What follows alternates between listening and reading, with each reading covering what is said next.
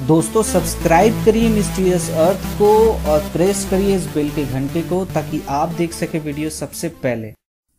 नमस्कार दोस्तों, बहुत बहुत स्वागत है आपका मिस्टीरियस अर्थ हिंदी पे। दोस्तों, जब भी हमारे सामने मम्मी शब्द का जिक्र होता है तब हमारे दिमाग में मिस्र की मम्मी का ख्याल आता है, जो सदियों से दुनिया की नज़रों से महान राजा महाराजा के मम्मी और उनके खजानों को छिपाए हुए थे। जब इन मम्मी की खोज हुई थी तो इन पे बहुत प्रकार के रसायनों का प्रयोग किया गया हुआ था जिससे कि मम्मी की बॉडी खराब ना हो जाए। पर दोस्तों, कुछ ऐसे भी मम्मी हैं जिसे किसी ने प्रिजर्व नहीं किया था बल्कि कुदरत ने अपने जरिए महफूज रखा। वैसा ही कुछ मम्मी हमारे भारत में भी पाया गया है। तिब्बत से करीब 2 किलोमीटर दूरी पर हिमाचल प्रदेश में लाहौल स्फीति के गियो गांव में एक ध्यान मग्न संत की मम्मी मिली है। हालांकि विशेषज्ञ इसे मम्मी मानने से इनकार कर रहे हैं क्योंकि इसके बाल और नाखून आज भी बढ़ रहे हैं। खास बात यह है दोस्तों कि यह मम्मी ध्यानमग्न अवस्था में है। इस संबंध में इंडियन एक्सप्रेस अखबार में एक रिपोर्ट प्रकाशित हुई थी। अब तक दुनिया में जितनी भी मम्मी पाई गई है वे लेटी हुई अवस्था में हैं।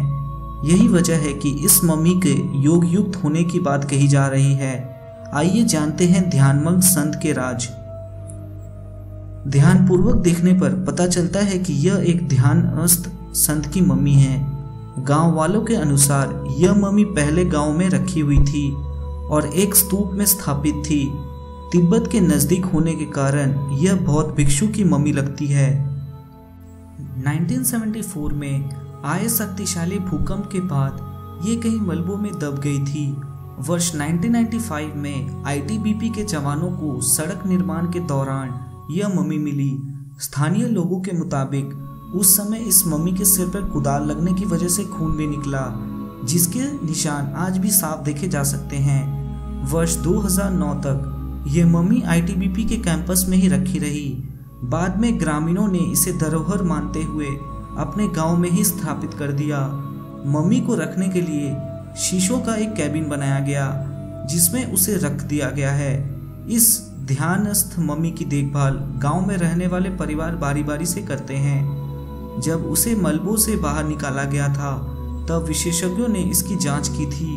बताया गया था कि ये करीब 545 वर्ष पुरानी है।